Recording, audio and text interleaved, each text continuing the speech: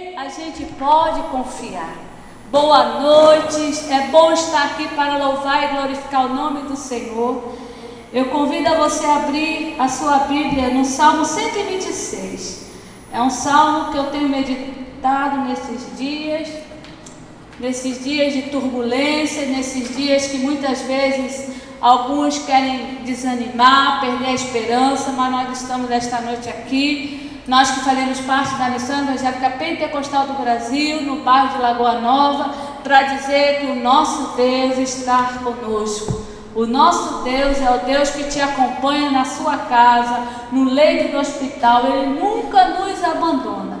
E o Salmo 126 diz assim: quando o Senhor libertou seus filhos do cativeiro, os trouxe de volta a Sião, nossa vida parecia como um sonho, ríamos e cantávamos sem parar, de tanta alegria, e muitas nações por toda a terra reconheciam, grandes coisas o Senhor fez por eles. É verdade, o Senhor fez grandes coisas por nós, por isso estamos alegres. O Senhor enche novamente a nossa vida de bênçãos, como a chuva do inverno enche os riachos secos do deserto. Quem planta as sementes chorando, colherá espigas com cantos de alegria. Quem sai com a cesta de semente chorando, enquanto lança a semente, voltará carregando os feixes de espiga, cantando de alegria. Amém, querido? Você pode crer nisso. A palavra de Deus fala que muitas vezes nós estamos pregando, nós estamos plantando, mas chorando com dores, mas o Senhor nos promete que nós voltaremos com nossos frutos.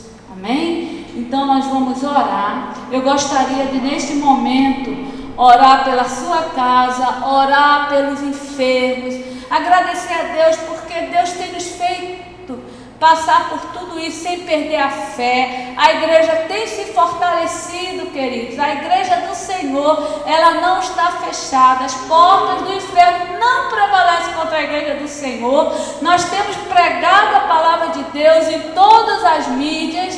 Louvado seja o nome do Senhor. Então, querido, nós vamos orar, agradecer a Deus pela igreja, pela motivação de cada pastor que não desiste de ser o socorrista da sua casa, aquele que leva a boa palavra. E nós vamos também orar para que Deus encha a tua casa de alegria, cure os enfermos. São tantos nomes que nós temos nas nossas listas, querido, mas confia no Senhor. Deus está fazendo. Amém? Pai Santo, obrigada por mais uma noite aqui. Obrigada, Senhor, por cada ouvinte nosso. Obrigada porque a tua igreja, Senhor, ela não tem parado. Pai, obrigada porque nós temos provado, Senhor, do teu amor, do teu consolo e do teu conforto. E nós queremos agora, Pai, colocar diante de ti cada lar, cada Senhor, cada homem, cada mulher, cada jovem que está nos escutando, Senhor, encha da tua paz, da tua alegria. Senhor, vai nos hospitais, Senhor, cura, Pai, os nossos irmãos. Oh, Pai, tira do leito, Senhor, essa pessoa que tu sabe que está sofrendo. Pai, nós cremos em Ti, nós confiamos no Teu poder, e quando Tu ages, Senhor, ninguém pode impedir. Nós queremos agora, Senhor, em nome de Jesus, ó Pai, que Tu ages, Senhor, na cura, no corpo de cada um que tem sido, Senhor, alvo nas nossas orações. Senhor, também não deixe a sua igreja desanimar, encha-nos de ânimo, que esta noite seja noite de bênção na tua presença, vai nos dando paz, aquieta os corações, porque nesse tempo de turbulência, Senhor, tu és a nossa bússola, tu és a nossa motivação. Aleluia. Oh Pai, nós queremos dizer que não vamos desistir, Senhor, queremos a tua graça, a tua bênção para a igreja continuar, e sabemos que as portas do inferno não prevalecem contra a igreja do Senhor. Pai, abençoa cada um, abençoa esta noite em nome de Jesus. Aleluia. Amém. Glória a Deus. Amados, graça e paz. Para nós é uma alegria, está sendo uma satisfação imensa. Agradecer a Deus, agradecer a equipe que aqui está, que tem estado conosco todas as quintas e domingos. Parabenizar por essa equipe técnica, e eu só tenho que agradecer ao Senhor. E também agradecer ao pastor Miguel, que tê-lo conosco aqui nesse momento é uma honra, é um prazer, é um privilégio, né? É um homem com muita ocupação e hoje ele está aqui como pastor presidente da OPEN, né? Da Ordem dos Pastores Evangélicos de Natal. Pastor Miguel também é pastor da nossa igreja, a antiga Tenda, né, pastor Miguel? A Tenda, que hoje é a igreja do Alecrim, que fica ali na Presidente Bandeira. É uma igreja de referência, é uma igreja que, para a nossa instituição, Missão Evangélica Pentecostal do Brasil, ela é desbravadora do estado do Rio Grande do Norte, uma igreja de referência, é uma igreja que exerce uma relevância e tanto nessa comunidade natal, bem como seus trabalhos de ação social e tantos outros trabalhos que a igreja do Alecrim vem exercitando ao longo desses anos, né? E após o pastor Miguel assumiu aquela igreja, realmente tem surgido novidade, inovação, isso é bom.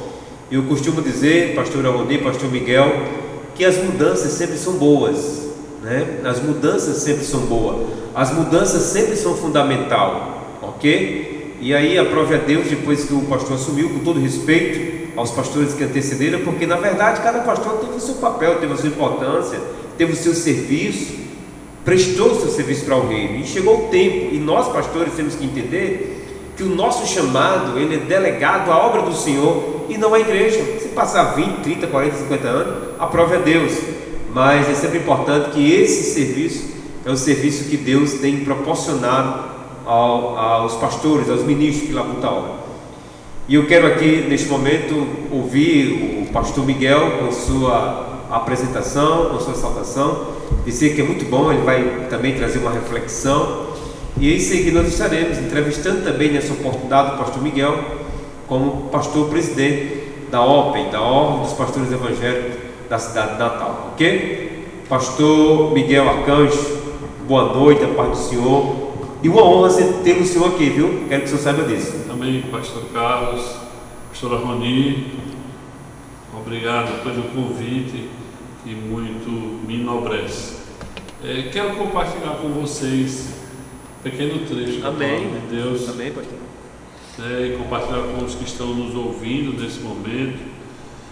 O apóstolo Paulo, em 3 momentos de sua vida, o texto sagrado relata que ele contou o seu testemunho. Eu tenho certeza, quase que absoluta, que ele deve ter contado muitas outras vezes. Sim.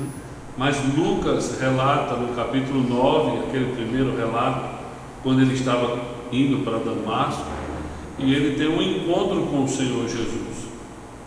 Lá no capítulo 22, novamente ele faz, durante aquele momento da sua defesa, no pátio da sinagoga, ele conta novamente àquelas pessoas que estavam querendo matá-lo e aos líderes romanos a sua história.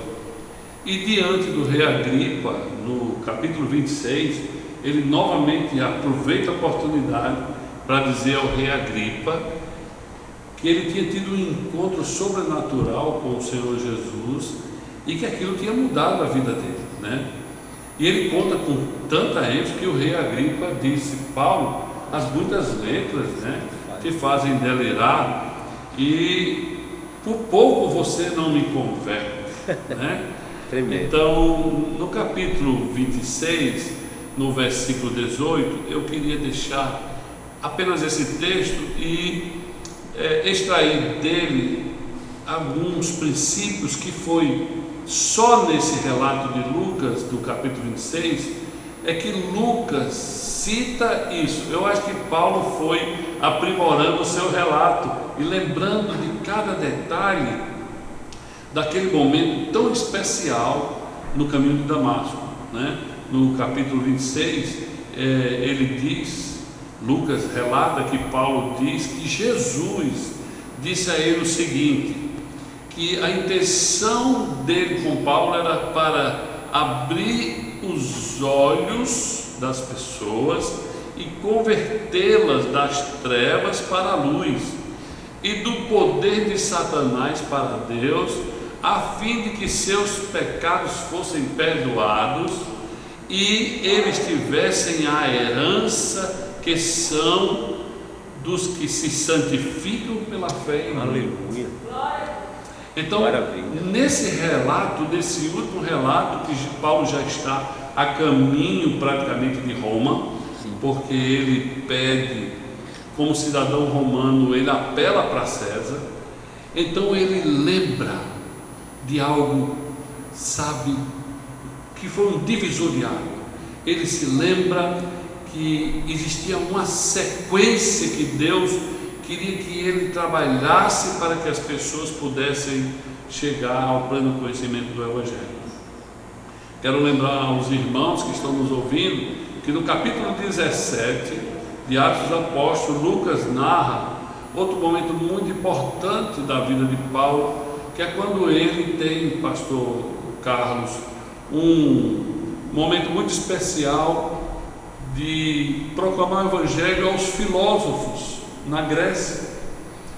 Na verdade, em Atenas, e eu tive pesquisando há um tempo desse aí, no trabalho que foi feito por Dom Richardson,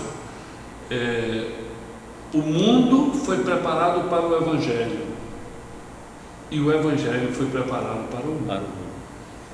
E conta, e Paulo cita isso, quando Paulo entra em Atenas, ele vê aquele panteão de deuses e ele fica, estarrecido com aquela idolatria de Atenas. E diz o relato de Lucas que Paulo procurou uma forma de alcançar o coração dos gregos. Ele olhou entre aqueles deuses, aqueles altares, e viu um Deus desconhecido.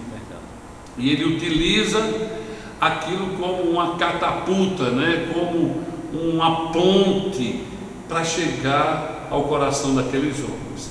Na verdade, irmãos, existe um relato histórico que é narrado por Dom Richardson, no livro Fator Melquisedeque, que nove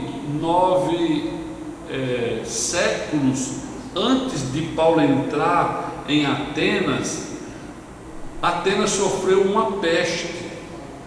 É um relato histórico de um momento onde muitas pessoas morriam diariamente em Atenas. E na colina de Marte, que era onde se reuniam os sábios e os oráculos, eles disseram: os deuses estão com raiva dos atenienses.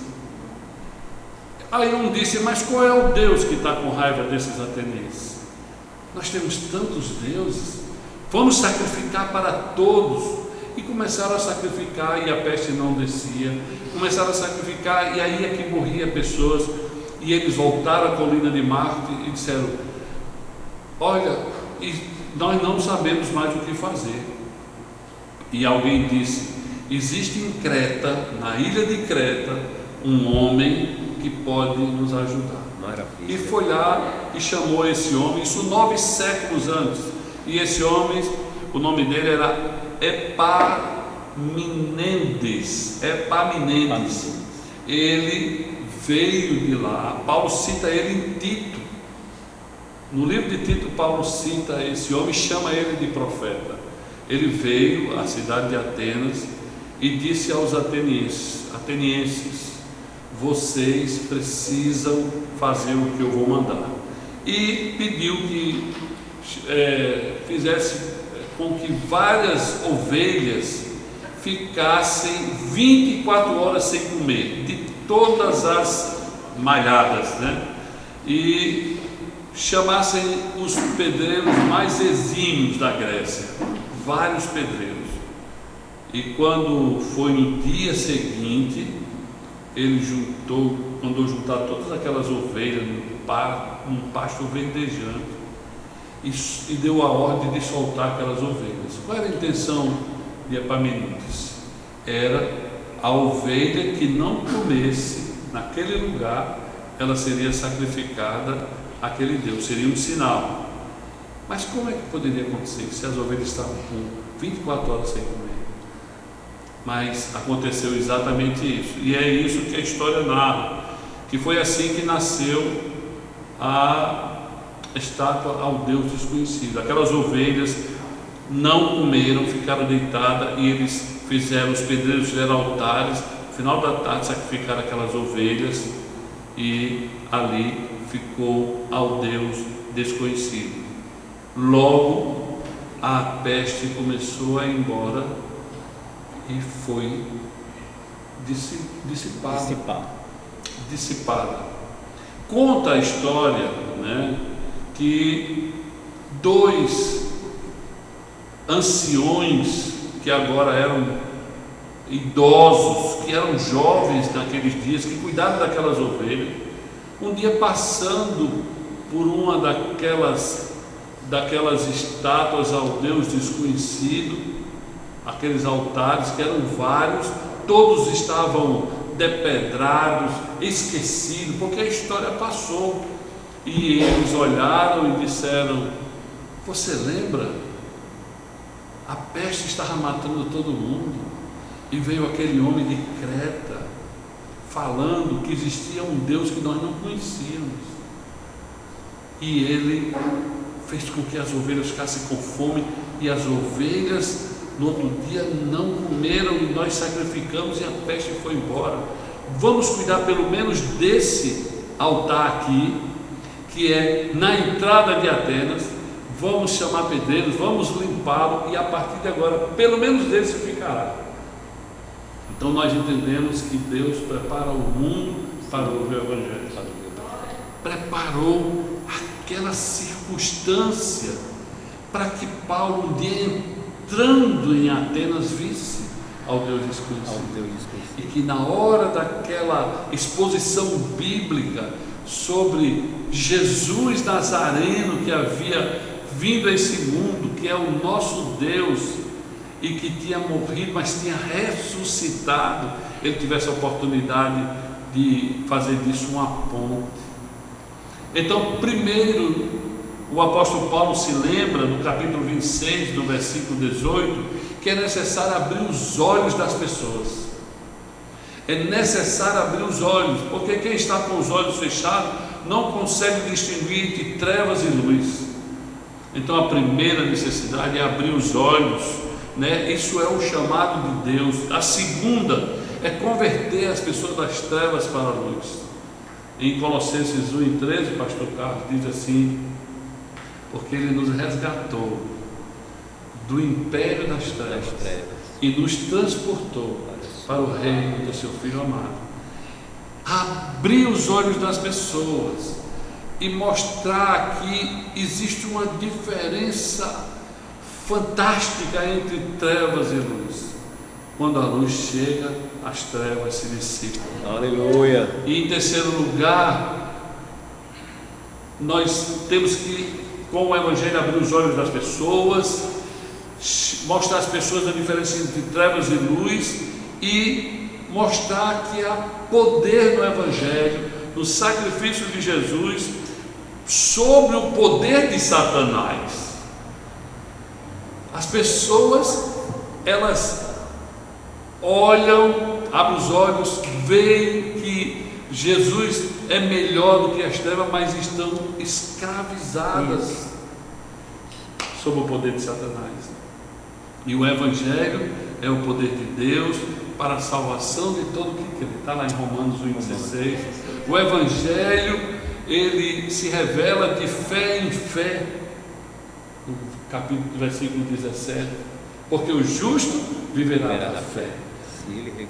Então, se nós dissermos que esses 3 pontos, abrir os olhos, converter das trevas para a luz, e do poder de Satanás para o poder de Deus, é o chamado, essa é a nossa missão enquanto igreja. Está sempre dizendo às pessoas. Eu estava compartilhando hoje com uma pessoa que está vivendo dias muito difíceis, e eu dizia o seguinte: a nossa missão é anunciar o Evangelho para todos que estão ao nosso redor, que Deus possa adensar isso através de nós, mesmo que a pessoa não se converta na nossa frente, mas nós temos que comunicar, porque amanhã ou depois, até mesmo através de um Covid ou de qualquer outra enfermidade, essa pessoa entra em colapso, ela terá a oportunidade de se lembrar aquilo que o Espírito Santo comunicou através de você, e naquela hora da passagem da vida para a morte e do encontro com Deus, aquela pessoa pode se converter, se decidir. Verdade. Então, se esse é o nosso chamado, fazer isso para que as pessoas abram os olhos, vejam a distinção entre trevas e luz, e saiba que Deus trouxe essa capacidade de tirar a pessoa da garra de Satanás, do poder de Satanás para o poder de Deus. Aleluia. Aí com isso você tem o perdão dos pecados, é a consequência, para que recebam, a fim de que recebam o perdão dos pecados. No final de tudo, o que o homem precisa, pastor? A grande crise não é o Covid. A grande crise da humanidade começou no Éden. É no Éden que começou a grande crise. Essa grande crise só se resolve através do perdão de pecados. Então, tudo isso para quê? Para que você tenha o perdão dos pecados e que você tenha também a herança, aleluia, que Deus tem para aqueles que são santificados. Então essa era uma palavra que eu queria compartilhar com vocês, fazendo assim esse fechamento, essa aplicação. No capítulo 9, Paulo conta o seu testemunho, no capítulo 22, mas é no capítulo 26, no versículo 18, que ele entende que a missão dele é abrir os olhos das pessoas, para que as pessoas distinguam entre o que é certo e errado, trevas e luz, e para que as pessoas possam se tomar posse do poder de Deus, que nos tira das garras de Satanás e nos deixa livre através do perdão do pecado, e nos confere a mesma herança que Jesus tem, a mesma herança. Então que Deus abençoe a todos os irmãos da Lagoa Nova, a todos que estão aqui conosco ouvindo, né? E esses dias são dias que não são fáceis, mas saibam, eu gosto muito de uma frase que eu li recentemente, que é assim, pastor Roni: navio no porto está em segurança, mas não foi para isso que os navios foram feitos. Os navios foram feitos para navegar, mesmo em tempestade. É muito confortável estar no porto, mas nós fomos chamados para navegar. Essa é a missão da igreja. Que Deus abençoe a todos em nome de Jesus. Vem logo ao entendimento, pastor, um pouco na questão de que Paulo, de fato, e aí é bem notório, bem legível isso na leitura. Paulo, quando vai entrar nessa cidade, ele não perde a oportunidade. Estava lá como uma espécie de outdoor, e aí ele, imediato, é agora que o evangelho vai entrar. Como é que você escutou um Deus desconhecido? Eu vou lhe apresentar um Jesus, vou lhe apresentar um Deus, que ele passará a ser conhecido entre vocês.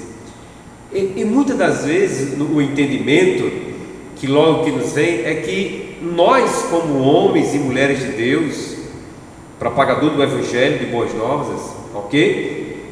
Quantas oportunidades a gente não se depara, quer seja no ônibus, que seja na faculdade, que seja na escola, no ambiente de trabalho, e aí muitas das vezes deixamos essas oportunidades escapar. E aí você veja o exemplo que Paulo vai nessa oportunidade e prega o evangelho da graça de nosso Senhor Jesus Cristo, e fique pasmo, foi uma excelente obra que Paulo fez ali, né?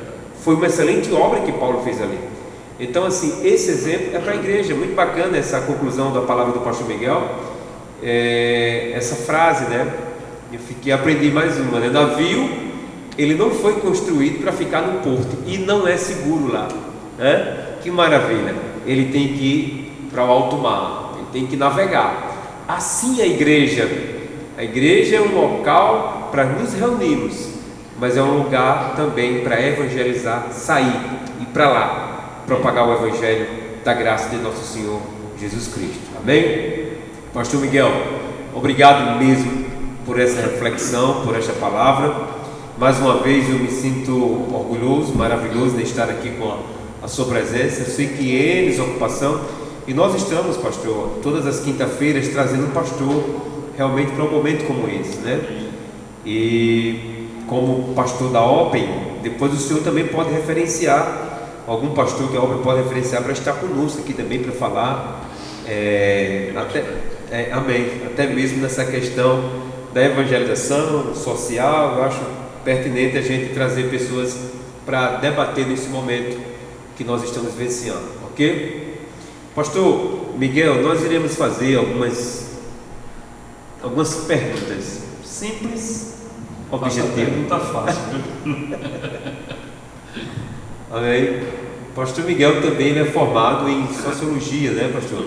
Sociologia, o pastor Miguel é sociologia. E eu fico feliz, tem dois ou é um filho médicos?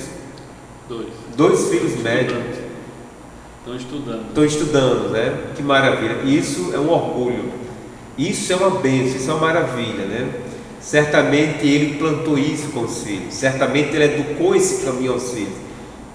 Outro momento nós vamos tratar aqui, chamar o pastor para falar sobre família, viu? Ele tem muito que falar sobre isso. Amém?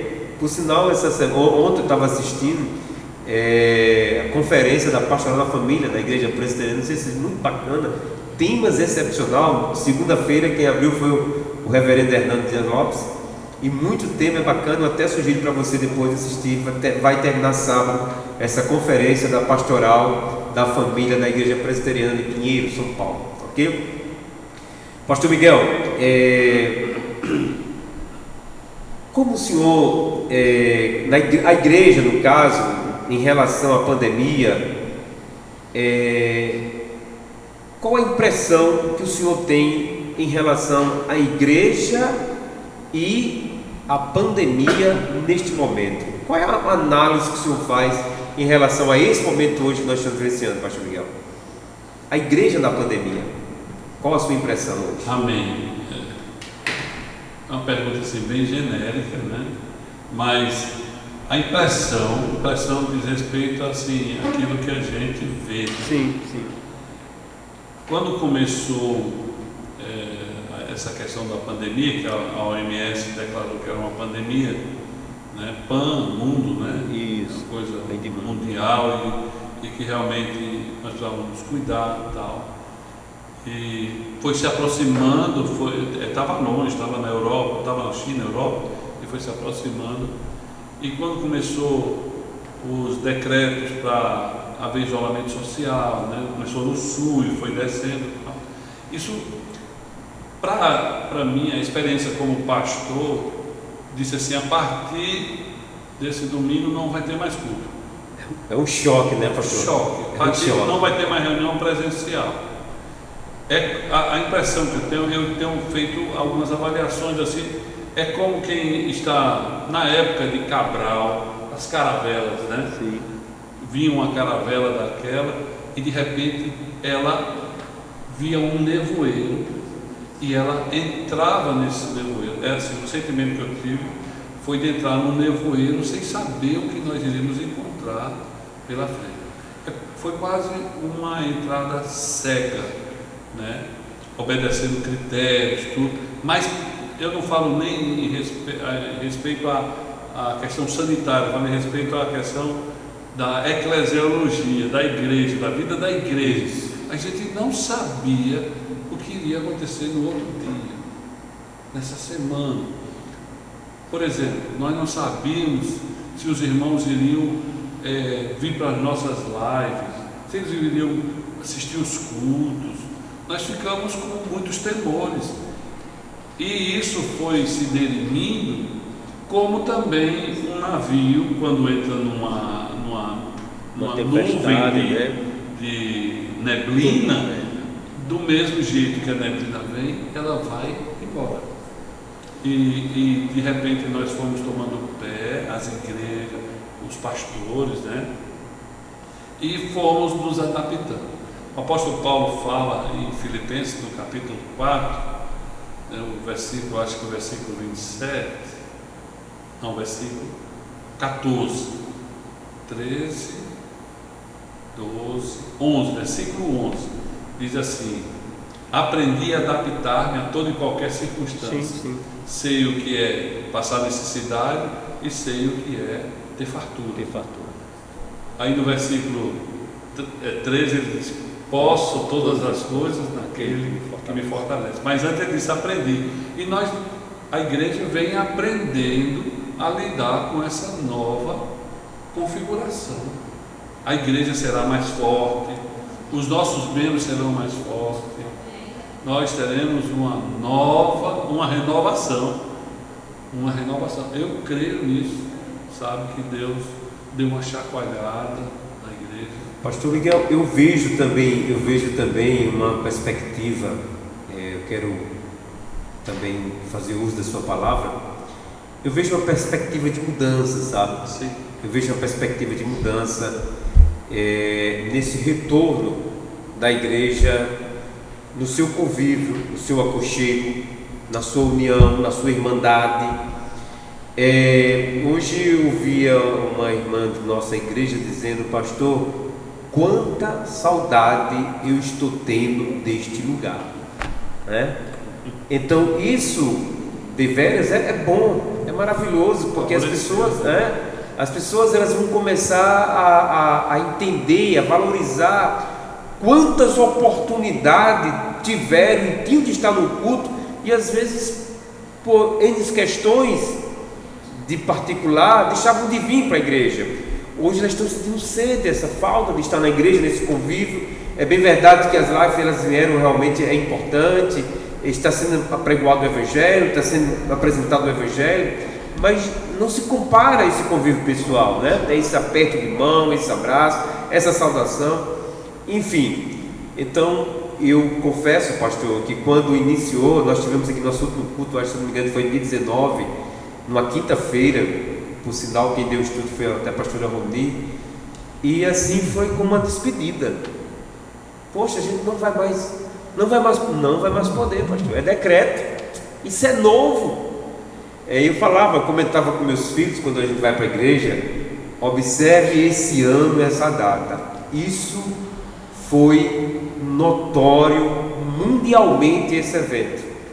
Pedimos a Deus que isso não ocorra mais, mas esse século 21 marcou com essa pandemia. E essa é a impressão que se tem, né, pastor? Que se teve a igreja. Pastor, a igreja, nós descobrimos assim, o poder de adaptação da igreja. O poder de adaptação é muito grande. Quando no segundo século teve uma grande peste chamada peste dos Antoninos, porque eram os imperadores Sim. da época romana, eram os Antônios, né? E essa peste dizimou 1/3 da população do Império Romano. Era uma peste assim, como se fosse uma varíola, né? Ela tinha erupções cutâneas na pele e tinha febre e tal, matou muita gente. E a igreja, ela se adaptou àquela situação, porque era muito cruel a forma como a sociedade reagiu a essa enfermidade. O membro da família que tinha aquela enfermidade era jogado para fora de casa. O isolamento era daquele que estava doente. Então se jogava na rua um filho, um pai, uma mãe, e isso é narrado na história, né? E a igreja, ela criou espaços onde pegava essas pessoas e acolhiam essas pessoas em leitos, para que aquela pessoa se recuperasse ou morresse em paz. A igreja trouxe esse alento e com isso a igreja cresceu mais ainda e muitas pessoas se converteram, e no final dessa peste, que durou 15 anos, mais ainda a igreja cresceu. Avançou, né? Avançou. Que bênção, né? É o que se espera, né, pastor? É o que se espera. Já para alguém já especulam o contrário, né? Mas enfim, como o senhor Como ser uma igreja relevante nesse período de pandemia, pastor? O senhor poderia nos trazer algo? Como ser uma igreja relevante? Que igreja já faz isso, Igreja Alecrim? Eu vou dar um exemplo aqui que eu estou assim encantado com. A pastora Roni sabe muito disso porque ela está envolvida nisso que eu vou falar. Como as mulheres da nossa igreja, e não só da nossa igreja, isso transborda dos muros da nossa igreja, estão fazendo reuniões online no WhatsApp, no Zoom. Elas estão fazendo um círculo de oração, estão orando, elas estão fazendo relógio de oração, mas são muitas mulheres. O ministério feminino é muito mais forte que o masculino. Né, pastor? Amém. Então, olha, irmãos, é algo fantástico. Eu estive acompanhando minha esposa num desses cultos só para ver como funcionava. Aí disse: agora, irmã Cláudia, faça uma oração. Aí ela gravava aquela oração no WhatsApp, fazia a oração. Aí depois outra irmã lá da Zona Norte ou lá de Recife, que maravilha, né? Ia, gravava um hino, cantava um hino. Era um culto assim, cheio do poder de Deus. Pessoas pedindo oração, contando testemunhos. A igreja, ela não para, ela se adapta sem perder a sua essência, mas a igreja tem um poder de adaptação tremendo. Maravilhoso. Eu acredito que talvez seja esse. É verdade, e a gente vê também, pastor, essa relevância da igreja. Eu também vejo um lado também positivo. Eu tenho observado algumas igrejas também, que eu acredito que isso é uma relevância também, elas se importando com a necessidade do outro. Sim. Né, pastor? Ela se importando com a necessidade do outro. Nós aqui em Lagoa Nova, a gente tem feito campanha de arrecadação para ajudar realmente famílias, né? E se tratando algumas instituições governamentais da própria cidade natal, tem ajudado algumas igrejas justamente com essa questão de doação de cesta básica também, que esse é o papel da igreja, né? E aí, salvo não me engano, o senhor teve uma reunião com o prefeito e até lhe ofertou um livro, lhe falando, queria que o senhor falasse isso depois um pouco. Por sinal, ontem nós tivemos a reunião online também, né? Para mim foi um prazer, foi uma honra participar dessa reunião ontem da Open, né? E o pastor Miguel referenciava um livro que ia falar sobre essa questão da importância da igreja também, de participar sobre essas comunidades. Então, essa é a relevância da igreja. Ela é atuante no social, ela é atuante na questão da evangelização, ela é a questão no apoio moral, no apoio jurídico. A igreja não está parada. A igreja, ela nesse momento de pandemia, ela está realmente ausente na sua comunhão corpórea, porém em espírito, como disse Paulo, nós estamos juntos, nós estamos nós estamos ligados. Então nós estamos ajudando um, ajudando o outro. Essa também deve ser pontuada, a relevância da igreja em seu papel social, espiritual, moral. Isso é extremamente importante. O pastor teve uma reunião recentemente com o prefeito e mostrou a importância desse papel da igreja. A igreja, meus queridos irmãos, ela, como preconizou-se lá em Lausanne, a igreja desde 1910, lá de Edimburgo, né, do conceito de Edimburgo, ela vinha um pouco dividida. Alguns achavam que a igreja deveria só evangelizar, outros achavam que ela deveria fazer boas obras. E em Lausanne, em 74, né, pastor Billy Graham, John Stott e Franz Schaeffer e muitos outros, eles trouxeram essa figura do avião que tem duas asas. A igreja só voa se ela, com uma asa que representa a proclamação do evangelho, funcionar, e com a outra asa que se representa a demonstração do evangelho. Então a igreja tem que ser uma igreja espiritual, relevante na evangelização, porque é isso que vai levar o homem a ter uma perspectiva eterna. Mas ela não pode ser uma igreja ausente na ação social. Sim. Porque a ação social, como você disse, é a demonstração do poder do Evangelho, do amor. Então, nesses dias, a igreja tem dado um excelente exemplo para até algumas instituições sociais que recuaram no atendimento ao vulnerável, ao necessitado, né? E nós tivemos nessa reunião, nós tivemos uma reunião com a governadora, depois uma reunião com o prefeito, nós mostramos a ele, nossas igrejas estão ociosas. E hoje um grande problema do gestor público é encontrar voluntário. Por exemplo, ele falou, eu tenho muitas cestas básicas para entregar, mas eu não tenho voluntário, porque os funcionários públicos estão todos voltados para suas funções específicas. A igreja tem voluntário, a igreja tem espaço físico, a igreja ela tem que oferecer, ela não tem que pedir nada. Então nós, como igreja, estamos prontos para servir a sociedade, porque Jesus disse, eu vim servir e não ser servido, e servir a todos.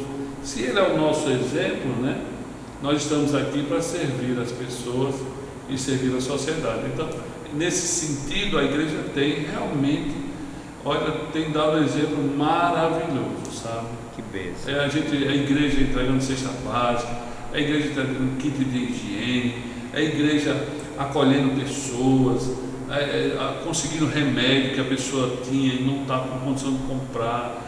São muitas demandas, e eu vejo os testemunhos, um atrás do outro, da ação de demonstração do amor da igreja nesses dias. Amém. Não só da nossa igreja, isso, de todas as igrejas. Claro, eu tenho observado, pastor, também, através, evidentemente, das redes sociais, a questão de igrejas em nosso país também trabalhando dessa forma. Você tem uma ideia, eu estava vendo agora ontem uma live de uma igreja e eles já tinham arrecadado mais de 5.000 cestas básicas. Gente, isso é maravilhoso. Então, a igreja, ela está trabalhando, a igreja está agindo. Então eu fiquei maravilhado com a atitude dessa igreja para distribuir para a comunidade que realmente está nessa situação. A gente sabe que não se vai normalizar agora, isso é fato. E nós temos pais de famílias aí que viviam, digamos, de forma autônoma. Exato, esses profissionais liberal. Então hoje eles estão fazendo o quê? Então é essa a importância da igreja nesse momento, de se unir, acolher essas pessoas e fornecer aquilo que está, sem sombra de dúvida, ao alcance da igreja, que ela pode fazer isso.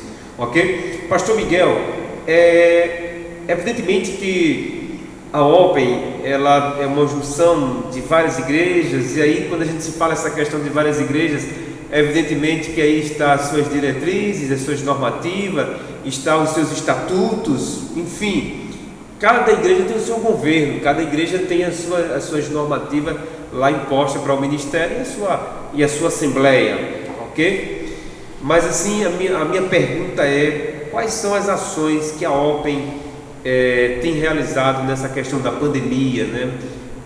Mesmo com essa voz, isso que eu acabei de falar, mesmo com a igreja com várias formas de administrativa, mas aí de repente, quando se une naquele grupo, eu acredito que por ser corpo de Cristo, devemos falar a mesma língua, se tratando nessa parte de auxiliar, de se envolver, porque pandemia é um assunto público que nós temos que tratar. Ok, pastor? Olha, a ordem é uma ordem de pastores, não de igrejas. Não de igrejas. Né? Muitas vezes a gente pensa que é uma ordem de igreja, mas de pastores. As igrejas têm seus governos internos, né? E tem suas decisões. A ordem dos pastores, ela tem assim uma missão de aglutinar pastores na camaradagem, no pastoreio mútuo, né? Pastores que se pastoreiam dentro desse ambiente da Open, de grupos de pastoreios, né? E também a ordem dos pastores de Natal, evangélicos de Natal, ela tem a missão de fazer uma interface com o poder público. Sim, sim. Então, uma igreja pode ir à governadora, uma igreja pode ir ao prefeito. Que bênção. Né? Mas quando a ordem vai ao prefeito, ela representa todos os pastores. E essa interface com o poder público é nesse sentido de orar pelo gestor público, de oferecer aquilo que nós mais sabemos e somos especialistas, que é o atendimento da alma, das carências, das angústias do ser humano, essa dimensão que o poder público não dá conta, que é a dimensão da alma, e nós sabemos tratar muito bem disso. Uma questão intrínseca da igreja, né? Da igreja, exatamente. Da igreja. Então, nós nos propomos também a ajudar as pessoas através dos órgãos públicos, né? Nessa última visita que eu fiz ao prefeito, entregamos um projeto que foi desenvolvido por um grupo de irmãos, né, e pastores, que inclusive nesse projeto tem também um atendimento psicológico e psiquiátrico. Por causa da demanda, né, a pandemia, as pessoas têm ficado muito isoladas, e você sabe que a OPE ela tem uma referência para... a OPE em si não tem um profissional. Isso. Mas as igrejas têm. Ah, tá. Né? E já existem alguns núcleos, como o núcleo Oficina do Luto, né, que trabalha isso. E nós dissemos ao prefeito, ele ficou muito contente com essa possibilidade. Então a OPE pavimenta estradas, caminhos, né? Há um caminho pavimentado para Centas, que é a Secretaria, né, de Ciência Social, né? Já tem um caminho pavimentado, e a igreja, o pastor, por exemplo, o pastor Carlos, o senhor tem um projeto, o senhor pode ir até as Centas e falar direto com a secretária, né? E apresentar o seu projeto. Se vai ser aceito ou não depende do entendimento técnico, da equipe, né? Mas hoje existe uma estrada, a ordem faz isso, ela não executa, nós não executamos, mas nós abrimos o caminho para que as igrejas, os pastores possam fazer. Que maravilha, né? O entendimento como é bom. É uma interpretação muito, muito bacana essa questão da OPE, onde tem vários pastores, que eles têm um objetivo, que eles têm um ideal, e assim, a OPE está apta para debater temas de grande importância e relevância no contexto social, sem dúvida, né, pastor? Eu acho que isso também é pertinente à OPE, debater alguns temas, levar a questão dos governos, isso é muito bacana. Pastor, eu quero concluir com essa última pergunta aqui, que eu acho bem interessante ela. Na sua concepção, na sua visão, pastor, o que um pastor deve agir, como atuar neste momento que estamos vivenciando, né, de pandemia? Amém. Qual o seu conselho? Posso dar, sim, algumas orientações, né? Mas eu creio que os pastores que nós temos são chamados e são pastores experientes, como você e o nosso corpo de pastores da Missão Evangélica e da Igreja de Natal. Mas uma coisa que eu julgo muito importante é o atendimento à sua igreja local. Como nunca procurar estar próximo, mesmo que não fisicamente, do membro da igreja, das pessoas da igreja. Isso é uma experiência pessoal minha, né? Eu tenho alguns membros na igreja e eu peço a orientação a Deus e ligo para essas pessoas, né? Eu sei que o WhatsApp é um instrumento bom de comunicação, a gente se comunica muito. Exato, né? É verdade. Mas quando se trata de um atendimento pastoral, é bom ligar, não pelo WhatsApp, pelo telefone convencional, e falar com aquela pessoa, ouvi-la e levar conforto. Então, eu acredito que um dos pontos, em primeiro lugar, é o pastor se dedicar exclusivamente ao seu rebanho. Exclusivamente. Esse não é o momento da gente fazer alguns voos mais longos, é ficar na comunidade local, manter os que você já tem, né? Porque com esse isolamento, o contato físico, falta de contato físico nos afasta, isso também provoca afastamento. As pessoas perdem a rotina de orar, de ler a Bíblia e tal. Então nós temos que estar perto. Esse é o primeiro ponto. Segundo lugar, investir em equipamento que possa fazer com que você chegue até o seu membro sem chegar pessoalmente. Então esses equipamentos vai facilitar esse contato. Por exemplo, um exemplo, pastor Rony, você que é ligado à educação cristã, quando os irmãos voltarem, flexibilizar, os irmãos voltarem, os irmãos acima de 60 anos não poderão vir para a igreja. Eles são do grupo de risco. Então, esse grupo aí, você não vai contar com eles no culto presencial. Quem tem doenças, comorbidades, doenças como diabetes, também não virão. E a gente sabe que tem muitos. Então, nós temos uma escola bíblica dominical, por exemplo. Então, eu tenho 3 classes aqui na escola.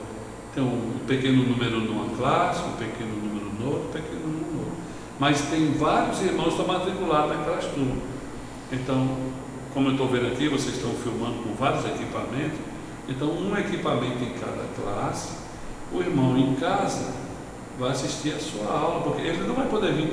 Pastor Rony, pastor Carlos, não vai ser agora, vai ser setembro, outubro, novembro, dezembro. Talvez isso ainda, a pandemia, ela vai continuar. Vai haver flexibilização, mas os cuidados serão muito intensos e redobrados. Então a gente precisa investir, em segundo lugar, em meios que façam com que a gente continue próximo deles. Eu sei que em tempo de pandemia os recursos caíram também. Sim. Então é uma equação que a gente não sabe como vai equacionar, mas precisa investir. Hoje nós não precisamos investir em folheto. Como é que a gente vai entregar folheto? Em livros. Você não vai entregar livros. Nós precisamos investir nesse meio que faz você chegar até as pessoas. E em último lugar, a igreja precisa se conscientizar que a oração estabelece todo o início de tudo. Tudo começa pela palavra, né? O Logos. O Logos. Então, investir nesses momentos de oração. Eu fiquei encantado com essas irmãs. Elas são o lastro da igreja. É em cima disso que nós construímos a igreja. A igreja foi construída em oração. Em tempos de fartura ou em tempos de escassez, a oração é o lastro de tudo. Então, precisamos, em primeiro lugar, estar próximo do nosso membro. O pastor tem que colocar sua cabeça na igreja local. Não é tempo da gente ficar fazendo voo, nem fazendo live para quem está na África, quem está na Ásia. Faça live para a sua igreja, a sua comunidade, é verdade. Depois, nós precisamos investir também em equipamento para que essa interface seja boa, porque jovem, ele abre o Instagram, se o som não estiver muito bom, ele desliga, porque ele está acostumado com coisa de alto nível dentro, né? Então nós temos esse desafio. Eu tenho, você tem, todos os pastores que estão nos ouvindo têm. E por último, investir na oração. Amém. Porque a oração é que vai mover, ela é a força motriz da igreja que vai empurrar. Então, são pequenas dicas, mas... Amém, queridos. Amém. Eu estava ouvindo ontem, pastor, eu gostaria só que o senhor concluísse. Ontem, na nossa reunião, por sinal, o senhor falou na reunião da Open sobre a projeção, a liberação que poderá acontecer isso em setembro, né? Se espera de que agora, dia 4, esse decreto ele não seja conclusivo, né? Não seja conclusivo. E aí nós haveremos de ir mais à frente. É uma medida, e o senhor falando sobre isso aí, as irmãs da MFPB Lagoa Nova têm tido um grupo também. Elas estão fazendo o clamor do meu dia. Nós temos o relógio da oração, pastor, 24 horas, né? Nesse relógio da oração, nós estamos, as mulheres são fantásticas, as mulheres. Eu quero parabenizar vocês, mulheres de oração. Continuem nesse papel. Isso é maravilhoso, né? Então elas fazem o culto delas na segunda e na quarta-feira, se reúnem através do Zoom e faz aquela. Depois a pastora Rony vai falar sobre isso também na sua conclusão. E aí, assim, a gente está interagindo, né? Vez ou outra tomando a mensagem no grupo, ligando para um, ligando para outro. A gente não pode perder esse contato. Essa é uma missão do pastor que está sempre ali acolhendo, né? E nós temos essa preocupação de nos unir, para nos fortalecer, para que quando tudo normalizar, a gente volte realmente, verdadeiramente ativos, unidos e cheios de Deus. Amém? Glória a Deus. Pastor, muito obrigado. Quero lhe agradecer. Eu sei que é um tempo precioso o senhor estar aqui, tá certo? Amém. Mas depois eu quero ver com o senhor alguns nomes que o senhor possa indicar para vir para cá na quinta-feira, num momento como esse, debate. Amém. O senhor foi a peça-chave que deu abertura a esse trabalho que nós vamos anunciar agora por diante. Amém. Tá bom, pastor? Glória a Deus. Deus abençoe. Nós vamos fazer uma oração te agradecendo e depois a pastora Rony será com as considerações finais. Maravilhoso Deus, eterno Pai, nós queremos te agradecer, Senhor, por este momento tão maravilhoso, tão único, tão especial. Agradeço a Ti, Senhor, pela vida do pastor Miguel, por este homem que teve esta noite, nos deu o privilégio, a alegria de estar conosco, trazendo uma experiência tão maravilhosa, tão fidedigna do seu ministério, das suas devidas responsabilidades perante aquilo que o Senhor tem confiado. Deus, muito obrigado, abençoe a sua família, o seu ministério, os seus filhos, que ele seja próspero e que o Senhor confirme dia após dia o seu ministério aqui nesta terra, Senhor. Deus, nisso nós queremos te agradecer em nome do Senhor Jesus. Amém. Amém. E graças a Deus. Glória a Deus. Amém. Glória a Deus, querido. Que prazer escutar o pastor Miguel, o pastor Carlos. Eu tenho chamado esses nossos encontros com Jesus, né? E nós louvamos a Deus que homens e mulheres estão disponíveis para fazer a obra, né? Realmente a igreja tem se movimentado, né? Nós temos muitos grupos de mulheres orando, intercedendo. Hoje mesmo recebemos uma notícia tão maravilhosa da nossa querida Vanessa, que André está se recuperando. Ela fez uma live de repente comigo, com o Cláudio, com a Edneuma. Nós temos aqui pastor Adilson, querido, ele tem, olha, fale que esse jovem Caio é uma bênção. Caio vai concluir louvando a Deus este encontro nosso, e nós agradecemos a Eliette, pastor. Eliette falou, pastores abençoados, que Deus continue dando força. Nós temos Jaiana, TT, Ranilson, tantas pessoas aqui interagindo conosco, e nós queremos dizer, querido, que vamos continuar firmes na fé. Amanhã, estavam falando do encontro de mulheres, amanhã eu tenho 3 cultos, viu? Em casa, para honra e glória do Senhor. E hoje, antes de vir, já tive que gravar uma reflexão, porque as nossas irmãs lá de Nova Descoberta, né, da pastora Luísa, estão em reunião hoje. E glória a Deus, amado, porque ninguém vai segurar esse povo de Deus. Amém? A gente está vencendo em oração. É isso que eu falo do pastor Carlos. O inimigo não é onisciente. Então, quando ele começou a perceber, que falou, pronto, agora a igreja se acaba. Para a honra e glória do Senhor, nós temos nos reunido e glorificado o nome do Senhor, e nós vamos avançar. Amém, queridos? Foi um prazer estar aqui. Né? Domingo estaremos também transmitindo. Amanhã estamos com várias reuniões no WhatsApp, no Zoom, né? Nós aqui, mulheres de Lagoa Nova, quarta e sexta, nós temos nos reunido à noite pelo Zoom. Todo dia tem um clamor, meio-dia pelo Zoom. Glória a Deus. O nosso querido Caio vai concluir com louvor. Depois eu vou pedir ao presbítero Júnior Costa que nos abençoe e dê a bênção apostólica.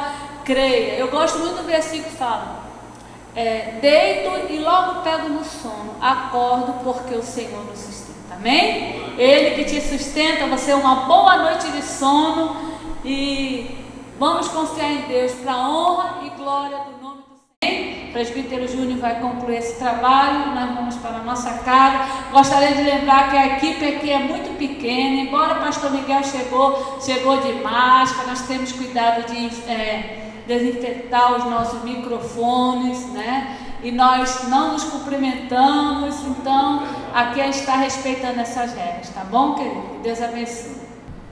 Irmãos, a paz do Senhor, vamos agradecer ao Senhor por esse momento de louvor, de ministração da palavra, possamos orar ao Senhor. Senhor nosso Deus, eterno Pai, obrigado, Senhor, por este culto de adoração, de louvor na Tua presença.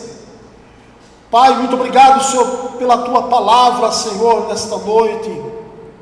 Senhor, nós pedimos uma bênção especial sobre a vida dos Teus servos, Senhor, aqueles que participaram conosco, que o Teu nome venha a ser glorificado, Senhor. Nesse momento, Senhor, nos leve em paz aos nossos lares, nos guarda, nos livre de todo mal, Senhor. É no nome de Jesus que nós te agradecemos para todo sempre. Que o amor de Deus, a graça de nosso Senhor e Salvador Jesus Cristo, a comunhão, as consolações do Espírito Santo, seja com todos nós, agora e para todos sempre. Amém.